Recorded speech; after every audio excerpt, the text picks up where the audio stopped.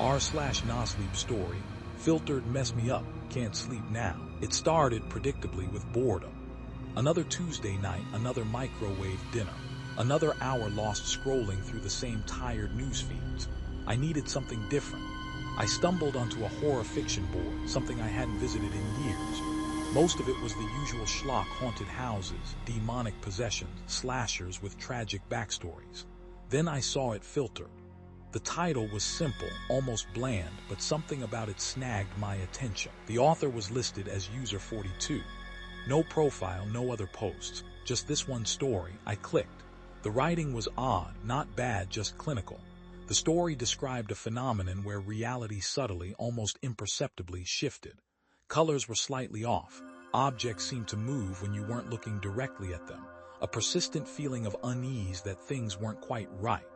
The narrator described it as a filter slipping, revealing the flawed, glitching code beneath the surface of existence. I scoffed. Trippy, I thought, but well-written trippy. I read through it twice, a knot of unease tightening in my stomach. It was just a story, I told myself. A good one, but still just words on a screen. I even mentioned it to Sarah, my sister, when she called later that night. Some weird story I read online, I said, about reality being filtered. She sighed. Liam, seriously, you need to get out more. Stop spending so much time online. Sarah's a nurse, practical to a fault. Anything that couldn't be diagnosed or treated with a pill was dismissed as nonsense. I laughed it off. Just something to pass the time, I said, but even as I said it, I felt a prickle of discomfort. The next morning, I made coffee. I always used the same mug, a chipped ceramic thing with a picture of a grumpy cat. As I reached for it, I noticed something. The cat's eyes. They were wrong. The yellow was too intense, almost neon. I blinked. Maybe I was just tired. I poured the coffee, the steam swirling in front of my face. The eyes looked normal again. I shook my head and went to my computer. I'm a graphic designer working remotely. My apartment is my office, and sometimes it feels more like a prison. I spent the morning tweaking a logo for some tech company. As I worked, I kept glancing at the clock on my monitor. The numbers seemed to flicker, shifting slightly as if they couldn't quite decide what they were supposed to be. That evening, I reread Filtered. This time, the clinical tone seemed less like a stylistic choice and more like a warning. The next day was worse. The color of the sky seemed subtly off, a shade too green. A fly buzzed around my apartment, and for a split second, its wings seemed to blur into a single, solid sheet. I started taking pictures, documenting everything I saw. The cat mug, the clock, the fly. But in the photos, everything looked normal, perfectly normal. I was starting to freak out. I Googled Filtered, desperately searching for any mention of the story, any explanation. Nothing. The only result was the original post on the horror fiction board. I reread the story again, and this time I noticed something I hadn't seen before. Buried deep in the text, almost invisible, were a series of numbers, coordinates. I plugged them into Google Maps. They led to an abandoned warehouse on the outskirts of the city. I almost didn't go. Sanity, or what was left of it, told me it was a terrible idea. But the unease, the feeling that something was terribly wrong, was growing stronger. I had to know. I drove out to the warehouse that night. It was a crumbling brick building, windows boarded up, the air thick with the smell of decay. I parked a block away and walked the rest of the way, my heart pounding in my chest. The front door was unlocked, or rather hanging open, the hinges rusted and broken. I stepped inside.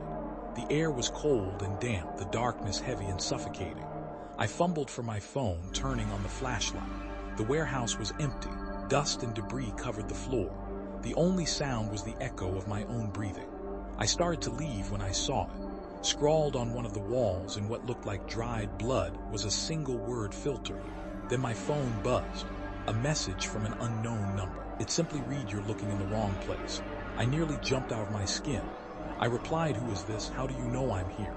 The reply came instantly, "I know everything. I wrote the story."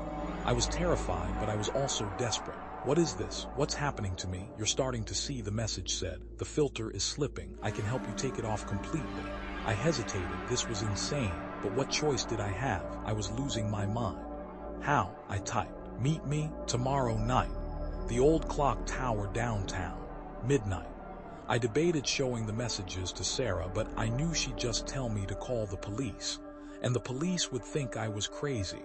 This was something I had to face alone. The next day was a blur of anxiety. I couldn't focus on work. I kept seeing things, fleeting shadows, distorted reflections, colors that shimmered and shifted. I called Dr. Albright, my therapist, and told him I needed to see him. He squeezed me in for an emergency appointment.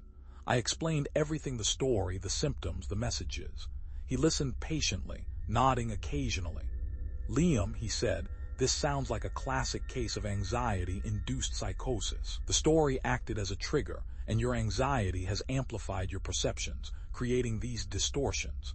He prescribed me some medication and suggested some relaxation techniques.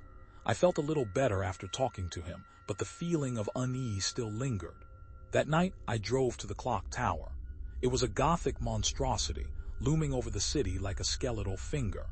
I parked nearby and waited, watching the hands of the clock creep slowly towards midnight. A figure emerged from the shadows. It was tall and thin, wearing a hooded cloak. I couldn't see their face. "You came," the figure said, their voice muffled by the cloak. "Who are you?" I asked. "I am User 42, they said. "I am here to show you the truth." They led me inside the clock tower. The interior was even more decrepit than the warehouse. Dust covered every surface, and the air was thick with the smell of mold. We climbed the winding staircase to the top of the tower. The city stretched out below us, a glittering tapestry of lights. "This is where it began," User 42 said. "This is where I first saw the filter." They pulled a small object from their cloak. It looked like a pair of goggles, but the lenses were made of some strange, shimmering material. "Put these on," they said. "They will remove the filter." I hesitated. This was it, the point of no return. "What will I see?" I asked. "The truth," User 42 said. "The real world. The one that's hidden from you." I took the goggles and put them on. The world exploded. Colors I had never seen before flooded my vision. The city below shimmered and pulsed with an alien energy. Buildings twisted and warped, their geometry impossible. People walked by, their faces contorted into grotesque masks. It was terrifying, overwhelming. I ripped the goggles off, gasping for breath. The world snapped back into focus. The city was normal again. The buildings were straight. The people looked human, but I knew it was a lie. I had seen behind the veil. "What did you see?" User 42 asked. I can't describe it," I stammered. "It was horrible." "That is the truth," User 42 said, "and now you can never unsee it." They disappeared into the shadows, leaving me alone on the top of the clock tower. I went home and tried to sleep, but it was impossible.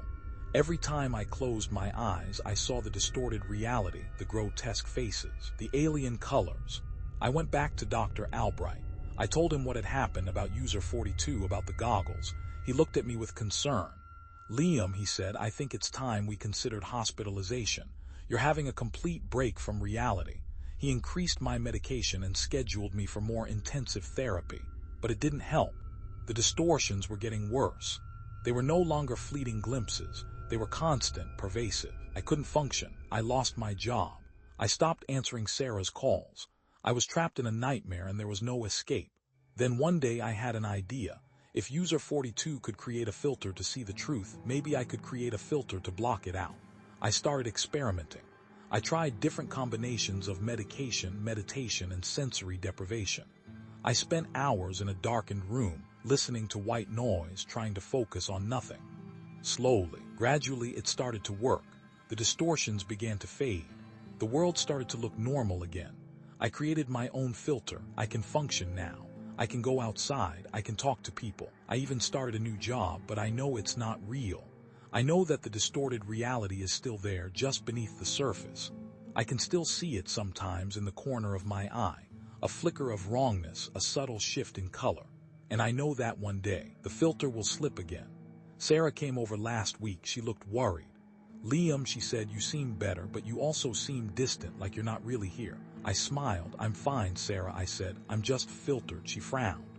"What does that even mean?" I shrugged. "It's a long story." She looked at me for a long moment, her eyes searching mine. Then she sighed. "Okay," she said, "just be careful." She left and I closed the door behind her. As I turned around, I saw it. A flicker of movement in the hallway. A shadow that shouldn't have been there. And for a split second, I saw Sarah standing outside my door, her face contorted into a grotesque mask. The filter is slipping. I need to adjust the settings. But what if the filter is the delusion? What if the grotesque mask is Sarah's true face and the kind, concerned sister I know is just a carefully constructed illusion? What if the truth is even worse than I imagine? Maybe I don't want to know. Maybe I should just stay filtered. But the question lingers, a persistent itch in the back of my mind. What am I really seeing? And what am I missing? I think I just saw my reflection flicker in the darkened TV screen. It wasn't me. It was something else, something other, but only for a fraction of a second. I'm turning off all the lights now. Maybe in the darkness the truth will be easier to see, or maybe it will finally leave me alone. I really don't know anymore.